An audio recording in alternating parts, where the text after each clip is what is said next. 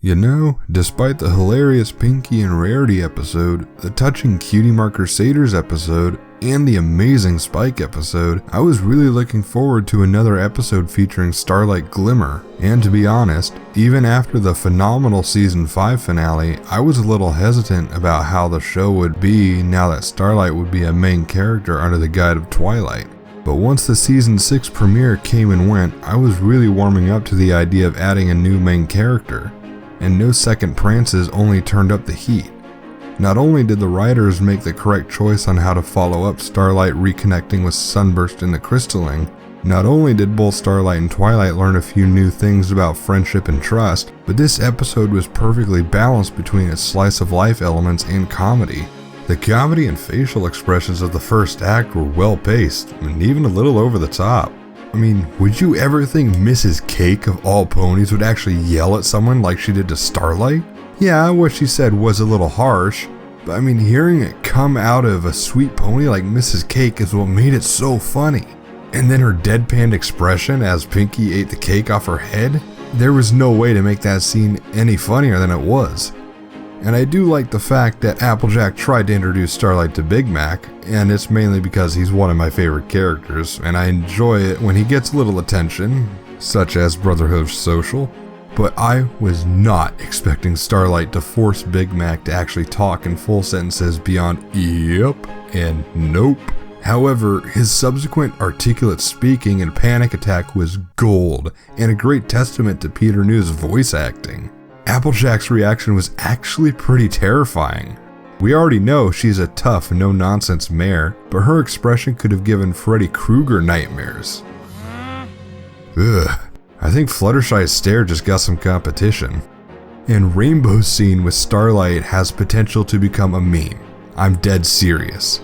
Her crazed face when Starlight asked what a Wonderbolt was made her look like a lunatic. And to be honest, that was my reaction when someone asked me who Def Leppard was. Twilight bringing DJ Pone 3, and not Vinyl Scratch as I'm so used to calling her, out of the bush got a few good chuckles out of me. But I think the theory that DJ Pone 3 is a mute is actually true, since this was a good opportunity to talk to Twilight or Starlight and she didn't do it. However, I think the best joke in the entire episode, even better than Big Mac's freak out, was the epilogue with Princess Celestia, Cranky Doodle Donkey, DJ Pone 3, and Derpy. Cranky asking Celestia, "How do you get your hair to do that all the time?" And Celestia's annoyed groan was just a perfect joke to cap off the episode. Not because of the joke itself, but seeing Celestia, who we've always seen as a polite and regal pony who has always kept her composure and patience with everyone, acting so annoyed with her subject and even bored out of her mind while everyone was waiting for Starlight, was actually really funny to see.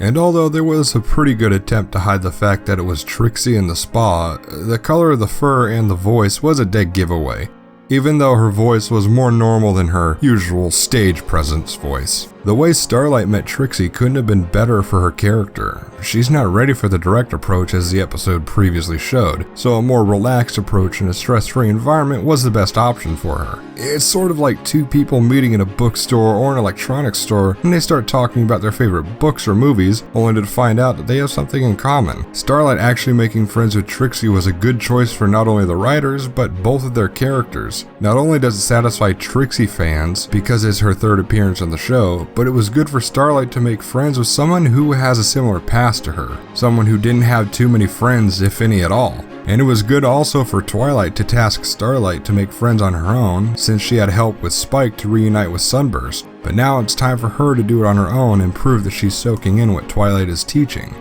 I honestly really liked how Twilight basically stalked Starlight and Trixie in Ponyville. Although it can be seen as OCD or bad of her to do so, it was totally in character for Twilight to do this. She really wants to see Starlight succeed, even if she can't tell that her helping is actually hurting the two. It's good for Twilight to realize that she can't force someone to be friends with others or force them not to be friends. Not only was the episode great for Starlight making a new friend on her own, but it taught Twilight a good lesson on trusting someone, be it a pupil or a friend, enough to make decisions on their own. I don't blame Twilight for not having ultimate faith in Trixie's motives, but she didn't go overboard on Trixie, And that is a path that would have killed this episode had Twilight actually done that. I really had no suspicions of Trixie's motives. I truly believe she was sorry and really wanted to be Starlight's friend, so I felt so bad for the both of them after Twilight tried to interfere. It wasn't just because there was a serious misunderstanding between Starlight and Trixie, but I can really relate with Starlight when someone you trust doesn't trust you enough to make your own decisions.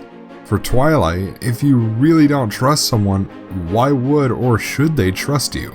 And it just hurt to see and hear Trixie so depressed while she was doing something she loved, just trying to entertain ponies. It was really heart-wrenching to see the lifeless and depressed Trixie on stage. I mean, just to witness someone who, when I think of her, is always brimming with confidence and energy, so emotionally drained because she lost her first and only true friend, had me rooting for Trixie and Starlight to get through their misunderstanding. Those few moments with Trixie on stage and Starlight overlooking her, those moments won the episode for me. I cared for this friendship to work, not because of who the characters were, but because I could feel how happy the both of them were that they found someone who, despite their past, were willing to forget it and give them a chance. They're kind of like sisters in a way. Sisters who just need but one pony who cared for them now and not for what they did in the past. One of my favorite things about this episode is that it teaches friendships can't be forced. Most friendships happen by either coincidence or they just happen naturally. In fact, I met my best friend in 6th grade band class when he was the only guy playing the clarinet, and I jokingly mentioned he was playing a girl's instrument, and we've been friends ever since. No Second Prances managed to pull off 3 extremely well-written feats. Starlight managed to make a friend on her own that also wasn't a friend with any member of the main 6, and in fact has some really bad blood in the past between them. Twilight got a harsh lesson that she can't micromanage Starlight on everything or choose who she can and can't be friends with, or else she'll lose the trust that Starlight has in her to teach her about friendship. And Trixie managed to not only show Twilight, but practically all of Ponyville that she is deeply sorry for her past actions and just wants forgiveness. She doesn't want forgiveness just to be famous again, she just wants everyone to know that she's truly sorry for what she's done. I mean, Trixie's been given spectacular character development and in only 3 appearances. I have to give major kudos to the writers for that. I mean, holy crap. In 3 22-minute episodes, Trixie's been given more personality and development than Flash Sentry, who's been in 3 feature-length movies to show some characteristics beyond having a crush on Twilight. Just let that sink in for a moment. This episode was truly great. From hilarious gags and amazing chemistry between an old fan favorite character and a new character, to some truly heart-wrenching moments and harsh lessons about trust and second chances, No Second Prances had me hooked from start to finish. It had me laughing and feeling sympathetic for both Trixie and Starlight and rooting for their friendship to work. I honestly think this is the best episode so far in Season 6. Do I even need to say it? Green flag rating without a doubt. However, what's your opinion on the episode? I'm MrLeftTurn. I'll see you when I get back from the track.